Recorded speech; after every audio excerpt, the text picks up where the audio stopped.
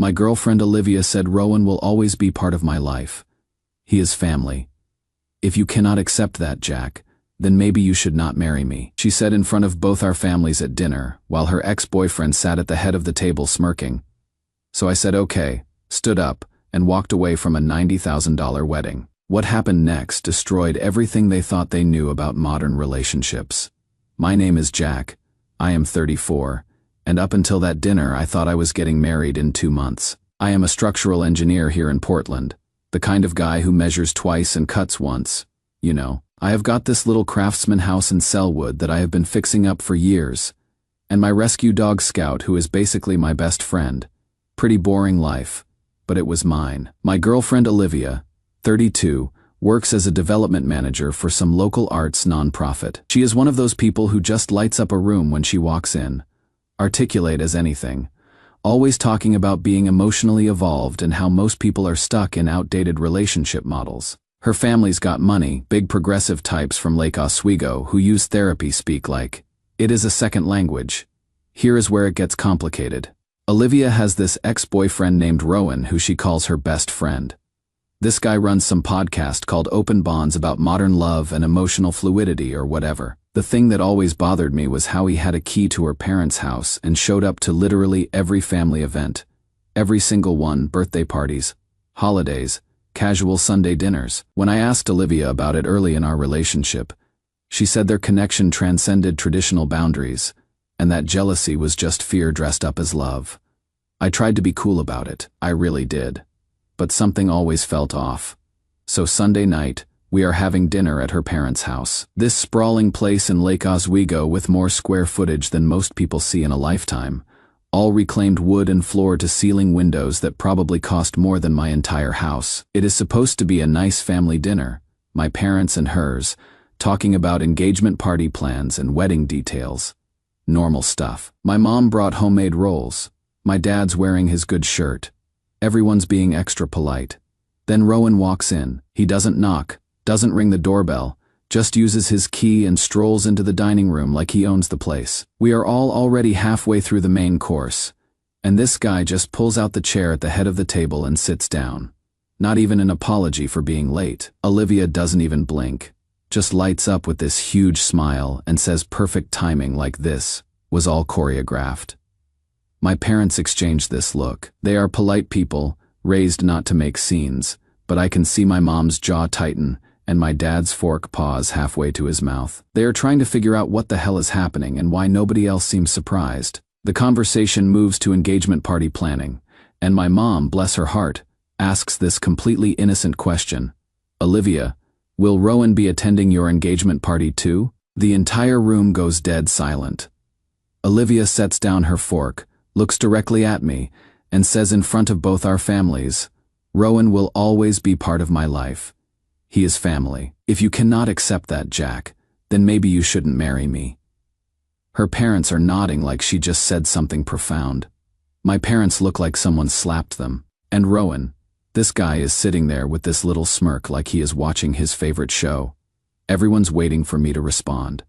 To defend myself, argue, apologize, something. I can feel all these eyes on me, waiting for me to either back down or blow up. I stare at Olivia for what feels like forever. Then I say, very quietly, okay, that is it, just okay. I fold my napkin, stand up, and tell my parents, let's go. You should have seen Olivia's face. That little smirk, she had completely disappeared because she realized okay wasn't me giving in, it was me walking away. The next morning, I email our wedding planner Grace and cancel everything. All of it. The venue, the catering, the flowers, the band, everything. Since Olivia's family handled all the deposits as their wedding gift to us. Something like $90,000, I don't owe a penny. I also close out our joint wedding registry account that we had been building up for months. Turns out when both names are on the account, either person can make changes. I send one text to Olivia's mother. Thank you for dinner. I agree with Olivia. Some things aren't negotiable. That evening, Olivia lets herself into my house with her key. I hear the front door open and I am sitting in my living room with Scout, just scratching behind his ears and thinking about how quiet it has been all day. How peaceful. Honestly. No tension. No walking on eggshells. No wondering what mood everyone's going to be in. She finds me there, but what she also finds are all her belongings, boxed up, labeled, stacked neatly by the front door.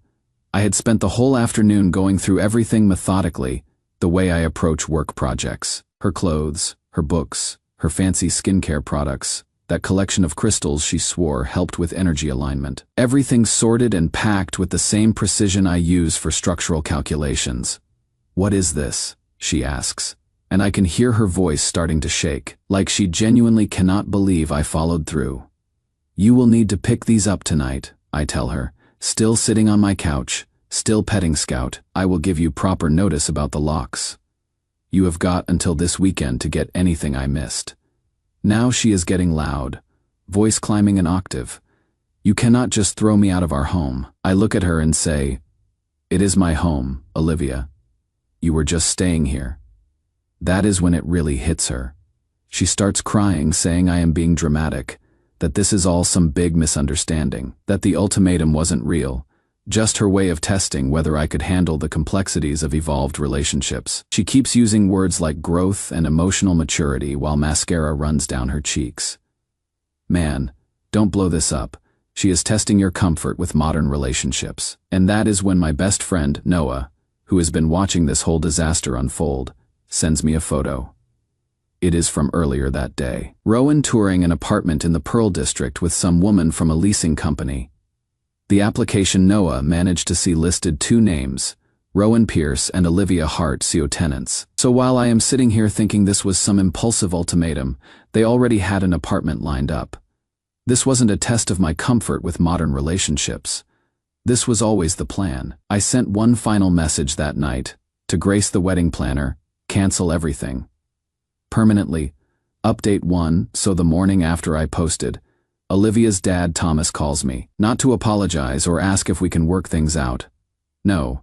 He is threatening to sue me for breach of promise, and demanding I reimburse them for the wedding deposits they lost when I canceled everything. I am standing in my kitchen listening to this guy who has probably paid more in therapy bills than I make in a year, and he is literally screaming about how I have financially damaged their family and that they have witnesses to my erratic behavior. Lucky for me, my neighbor Sharon is a civil attorney.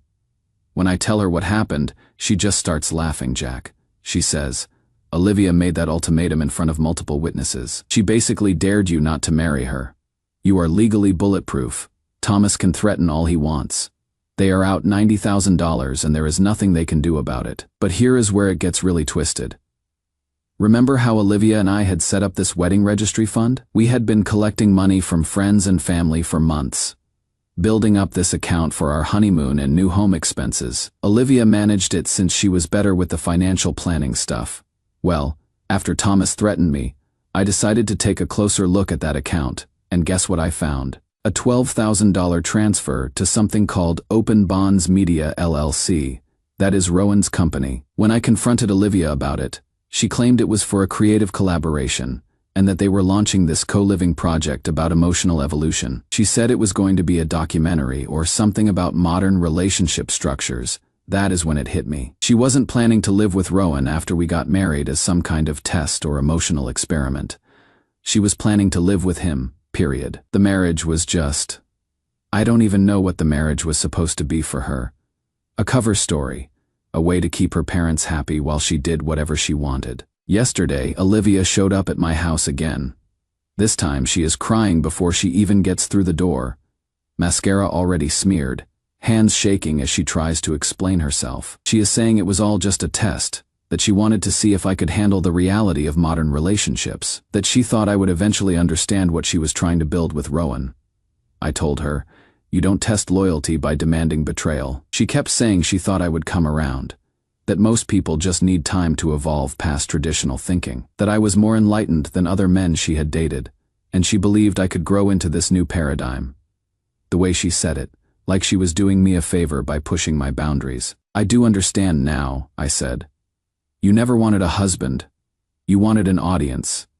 The look on her face when I said that, like I would finally seen through the performance to what was really happening. She tried to argue, saying I was being reductive, that their connection was about emotional authenticity and breaking down patriarchal relationship structures. But here is the kicker. This morning, Grace the wedding planner accidentally forwards me an email.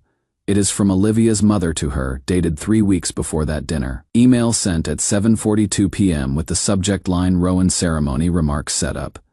The message says, "Please coordinate a microphone for Rowan's short speech during the ceremony. We would like it to symbolize Olivia's lifelong connections." They had the entire thing scripted. Rowan was going to give a speech at our wedding about how he had always be part of Olivia's life. This wasn't some impulsive ultimatum at dinner. This was months in the planning. I keep thinking about how they all sat there that night, watching me, waiting to see if I had just accept being part of their little emotional experiment. How many other people knew? How long were they planning to string me along?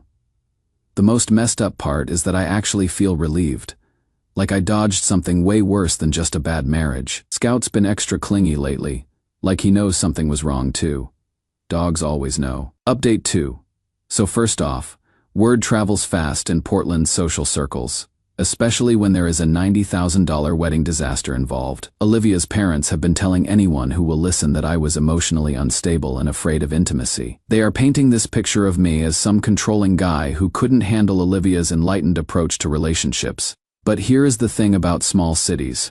News travels both ways. People started asking questions about why the registry money went to Rowan's company and what exactly this co-living project was supposed to be. Turns out, when you are managing other people's charitable donations at a nonprofit and you are transferring money to your boyfriend's business, people get curious. Olivia got suspended from her job pending an investigation for financial misconduct. They are not saying she stole anything, but they want to make sure she kept her personal creative projects separate from the organization's money. Meanwhile, Rowan decided to fight back by releasing this podcast episode called Men with Fragile Boundaries. Spent 45 minutes talking about how traditional masculinity cannot handle evolved relationship structures, how some men need to own women instead of loving them. Never mentioned my name, but everyone knew who he was talking about. That backfired spectacularly. 3 days later, someone posted a Reddit thread with court documents from Seattle showing that Rowan had a restraining order filed against him 2 years ago. Some woman accused him of psychological coercion under the guise of open relationships. Apparently, he had convinced her and her boyfriend to let him move in with them, then systematically destroyed their relationship from the inside. The sponsors dropped him overnight. Several episodes got flagged for violating community guidelines about harassment. Though his main podcast feed is still up. Turns out when you have got a documented history of manipulating couples, most advertisers don't want their brands associated with that kind of content. Thomas and Marilyn Hart had their own problems. The stress of losing all that wedding money on top of their other expenses caused them to have this huge public argument at some charity gala. People started talking about their failed real estate investment and how they had been living beyond their means for years. They ended up selling the Lake Oswego house to cover their debts and moved into a condo. So much for their progressive values when the bills came due. But the real bombshell came last week. I found an anonymous email in my inbox with just a subject line: "You deserve to know the truth. No return address." Obviously a burner account. Attached was this document called Co-Family Charter. I am not even kidding. It is like a business plan for emotional manipulation, outlined this whole shared emotional ecosystem between me, Olivia, and Rowan. Talked about rotational intimacy boundaries, shared holidays, and these charts for distributing emotional labor. The worst part, it listed 4 other couples who had been recruited into similar social experiments. I looked them up on social media, found what I could. 2 are already divorced. 1 couple moved to different states. The 4th couple, I found the guy's LinkedIn and sent him a careful message. He called me within an hour. Turns out they went through almost the exact same thing. Different ex-boyfriend, same basic setup. Meet the family, integrate the ex into their relationship, propose this enlightened approach to love and commitment, then slowly take over their lives. This guy said it took him 2 years to get his self-respect back. Yesterday, Olivia asked to meet me for closure. We met at this little coffee shop on Division Street. She looked tired, older somehow. The charismatic energy that used to fill up every room was just gone, she said, very quietly. "I thought you would come back. You always forgive people." I finished my coffee, looked at her one last time, and said, "I did come back, just to say goodbye properly." I stood up and walked away. She didn't call after me. I think she finally understood that okay really did mean okay. Final update based on the messages I have been getting. A lot of you wanted to know how this all turned out in the end. I debated whether to post this final update, but since so many of you have been checking in over the months, I figured I owed you the rest of the story. Plus, I think there is something important here about what happens after you walk away from toxicity. 10 months later, my life looks completely different. I sold the Selwood house and moved into this downtown loft near the river. Something about starting fresh in a space that didn't have any memories attached to it felt right. The place has these huge industrial windows that flood everything with natural light, exposed brick walls, and this view of the Willamette that changes throughout the day. Scout loves the new place. Bigger windows for his favorite pastime of people watching, better light for his afternoon naps, and there is a dog park right downstairs where he has become something of a local celebrity. The moving process itself was therapeutic. Going through every possession, deciding what deserved space in my new life and what didn't. I kept my tools, my books, my furniture that actually meant something to me. I donated a surprising amount of stuff that I realized I had only kept because Olivia thought it looked sophisticated, or because her parents had commented on it approvingly.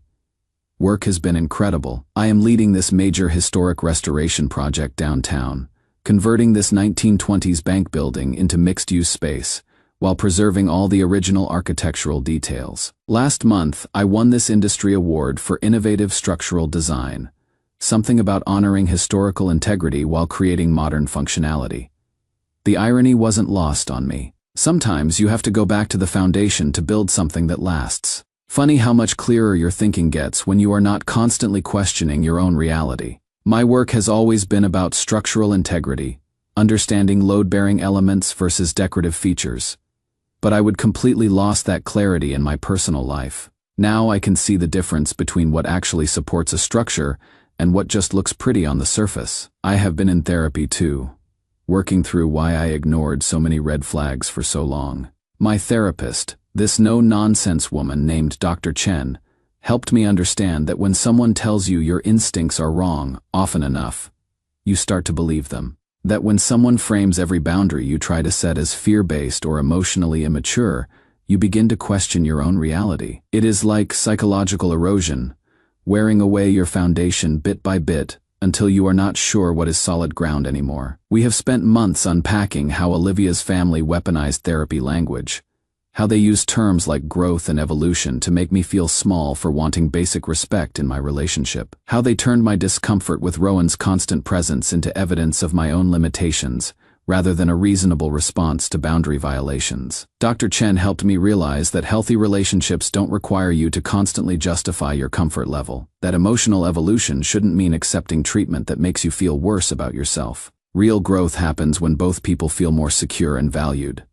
not when one person has to disappear to make room for the other's authenticity. I am learning to trust myself again, to understand that boundaries aren't walls you build to keep people out. They are just the ground you stand on, the foundation that lets you know where you end and other people begin. When someone asks you to give up that foundation in the name of love or growth or enlightenment, they are not asking you to evolve. They are asking you to disappear. My parents have been incredible through all this. Mom still brings over her homemade rolls every Sunday, but now we eat them in my loft while Scout begs for scraps, and we talk about normal things. Dad helped me pick out furniture for the new place, and I caught him looking proud when I showed him the award certificate. They never once said I told you so, even though they clearly saw problems I was blind to. Noah's been a rock too.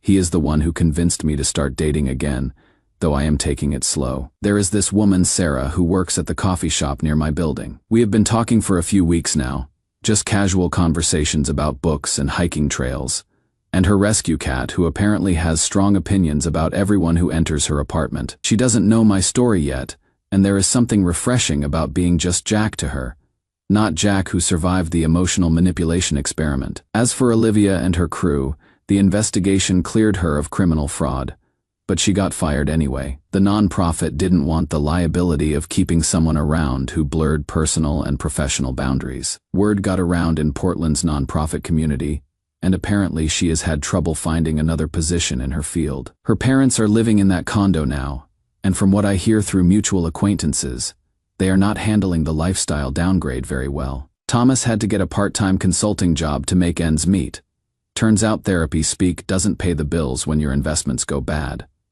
Rowan left Portland entirely, tried to rebrand in Arizona under some new podcast name called Authentic Connections, but it failed within months.